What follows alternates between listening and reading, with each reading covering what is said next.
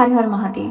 आज एक और अध्याय शिव पुराण की रुद्र संहिता का खंड 2 अध्याय थी। पिछले अध्याय में हमने पढ़ा था कि कैसे कामदेव का जन्म हुआ और अब हम इस अध्याय में पढ़ेंगे कि कैसे ब्रह्मा जी ने कामदेव को श्राप दिया और इसी के साथ हम ये भी इसमें पढ़ेंगे कि कैसे ब्रह्मा जी अपनी ही पुत्री के लिए मोहित हो गए और उनके मानस पुत्र भी। तो शुरू करते हैं ये अध्याय। ब्रह्मा जी ने कहा, हे नारद, सभी ऋषि मुनि उसी पुरुष के लिए उचित नाम खोजने लगे। तब सोच विचार कर वे बोले कि तुमने उत्पन्न होते ही ब्रह्मा जी का मन मंथन कर दिया है, अतः तुम्हारा पहला नाम मन मंथन होगा। तुम्हारे जैसा इस पूरे संसार में कोई नहीं, इसलिए तुम्हारा दूसरा नाम काम होगा। तुम्हारा नाम मदन और चौथा नाम कद्रप होगा। अपने नामों के विषय में जानते ही काम ने अपने 5 बाणों का नामकरण कर उनका परीक्षण किया। काम ने अपने 5 बाणों को हर्षण, रोचन, मोहन, शोषण और मारण नाम से सुशोभित किया। ये बाण ऋषि मुनि को भी मोहित कर सकते थे। उस स्थान पर बहुत से देवी देवता व ऋषि उपस्थित थे। उस समय संध्या भी वहीं थी। कामदेव द्वारा चलाए गए बाणों के फल स्वरूप सभी मोहित हो गए। सबके मन में विकार आ गया। सभी काम के वशीभूत हो चुके थे। प्रजापति, मरीचि, अत्रि, दक्ष आदि सभी मुनियों के साथ साथ ब्रह्मा जी भी काम के वश में होकर संध्या को पाने की इच्छा करने लगे। संध्या बहुत ही सुंदर थी और ये ब्रह्मा जी की पुत्री थी। ब्रह्मा व उनके मानस पुत्रों को सभी को कन्या पर मोहित होते देखकर धर्म को बहुत दुख हुआ। धर्म ने धर्म रक्षक त्रिलोकीनाथ का स्मरण किया।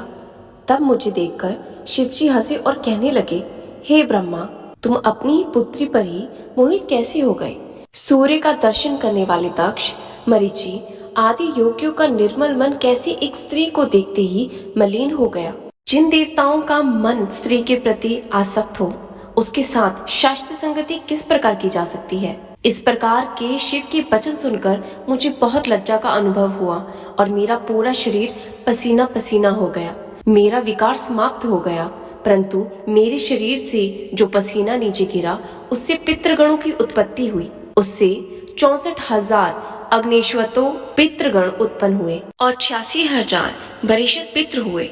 एक सर्वगुण संपन्न अति सुंदर कन्या उत्पन्न हुई जिसका नाम रति था।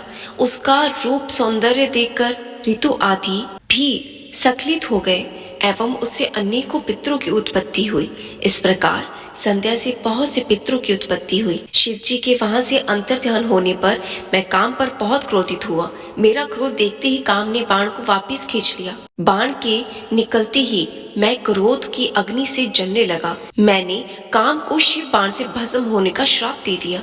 यह सुनकर काम और रति दोनों मेरे चरणों में गिर पड़े और मेरी स्तुति करने लगे तथा क्षमा याचना करने लगे। तब काम ने कहा, हे प्रभु, आपने ही तो मुझे वर देते हुए कहा था कि ब्रह्मा, विष्णु, रुद्र समेत सभी देवता, ऋषि, मुनि और मनुष्य तुम्हारे वश में होंगे।